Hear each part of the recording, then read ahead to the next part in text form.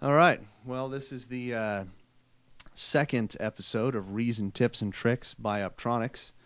I am your host, Optronics, and what I'm going to show you guys today is how to set up. It's something basic for users that have Reason power users who already know how to do this, but some of you may not. I use it a lot. This technique that I'm going to show you. And it's just something that you can do with Reason to control automation on different effects processors, or if you want to control automation on the mixer or any other device. The actual instruments like the Rex player and the like the sampler and stuff, you don't have to create a sequencer track to control those devices. But when you're wanting to control an effects processor or chorus, flanger, delay or something like that, then you need to set up a sequencer track.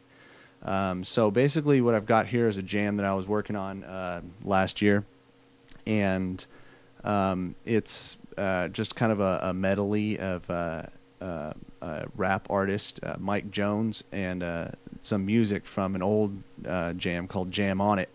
And I've taken some samples and my own drum beat and a little synth line and kind of put them all together to kind of mash them up together. So I'll go ahead and play you what I have just in this little bar right here, and then I'll show you what we came here to do. Here we go. You want this money, then you gotta be bad, bad.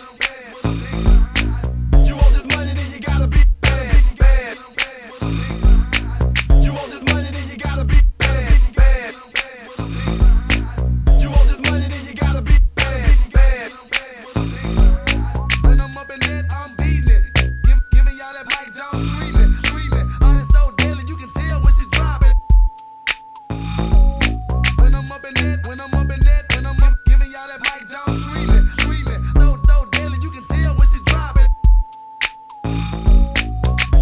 All right, so that's what we're working with right here, and what I wanted to do was set up some delay at the end of this phrase right here.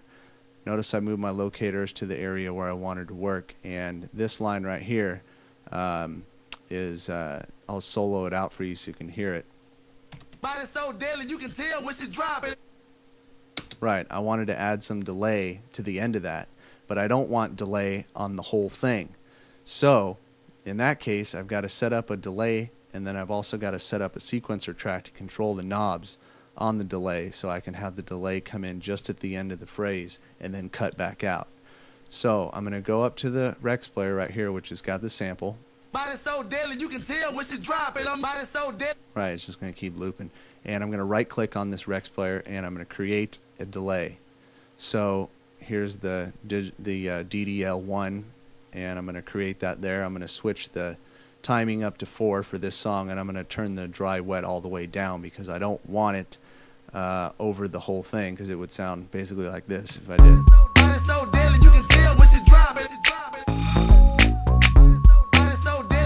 Right, there's all kinds of pre-delay and stuff that I don't want, so I'm going to turn that all the way down. Now, I could just turn it up, while I'm playing with it to see what I want it to sound like.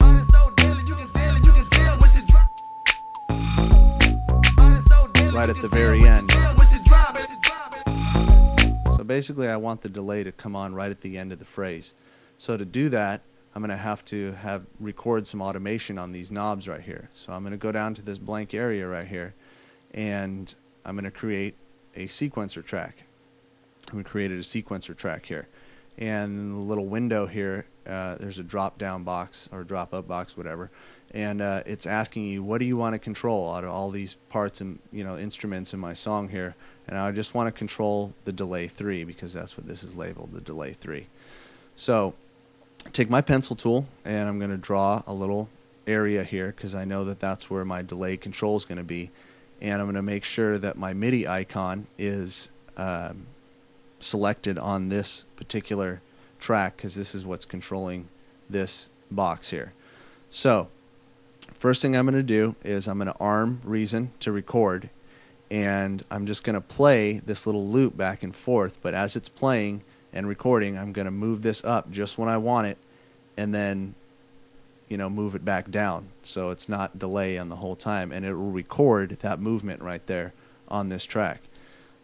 So let's go ahead and try that and see what happens.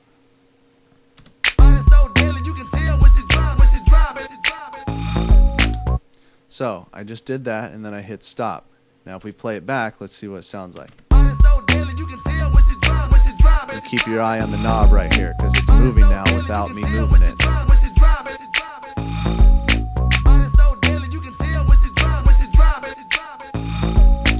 So now it's coming in just at the end of the phrase. If we want to take a look at what we just recorded, you can right click on this one with the green highlighter on it and click Edit Automation.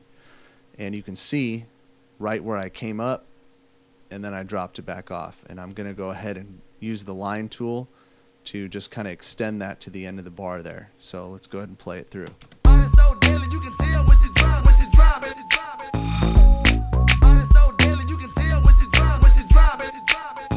One of the things I like to do also is sometimes I'll take the line tool, set it on 1/32 and kind of smooth these lines out like that. So you can go ahead, it's just a little bit of an editing. It's not noticeable by most people, but I'm kind of a perfectionist.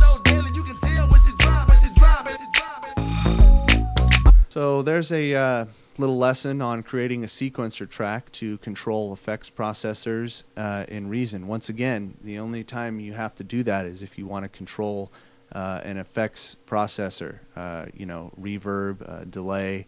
It also works on the mixer as well. You cannot automate any of the knobs on the mixer without creating a sequencer track. And to do that, just an example, you would come down here, create another sequencer track, and in the drop down window you would say, oh, I want to connect this to mixer 1. So see, then it shows you mixer 1, and now you can right click on these and the edit automation isn't grayed out anymore, and you can just go crazy with all this stuff, automating left and right, panning. You can adjust volumes and all this stuff. So there's a tip for you on how to control more of Reason. I hope you enjoyed, and we'll see you next time.